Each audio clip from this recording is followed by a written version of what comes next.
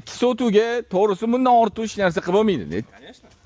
Standartniy planirovkada tushgan 2 sotiq binoimizning kvadraturasi 250 kvadrat. Podvol yarimi 1-2 100 dan bo'lyapti-da. O'shanda yaxshi zo'r tushibdi.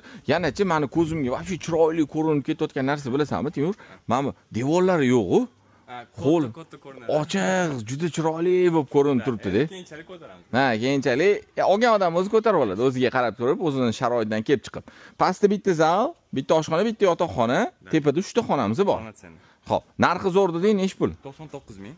So'ralyapti. Ozgina kelishtirgan joyi bor albatta. Kelishtirgan. Ko'ringlar, gaplashib. Mana bu yonda 2 sotuv bor, xohlasangiz qo'shib oling, bitta katta 4 sotuv qilib qo'ying. Xuddi shunaqa korobka orqa tarafida 3 sotuqligi bor. Bo'l, narxini mana shu 2 sotuvnikini biz aytib o'tamiz. Qolganini o'zligicha joyi egasiga telefon qilib, qo'shib olishsa nech pul, alohida bu joyi olishsa nech pul, alohida 3 sotuvni olsa nech pul so'rab olishadi. Joylashgan joyi Yangi Arg'in mahallasi. TTZni avtostansiyasidan qancha yurdik? 3,5 kilometr, xullas uyni eshigini tegigacha. Bo'ldi, egalarining telefon raqamini yozib qo'yamiz, bo'lmasa murojaat qilaverishadi.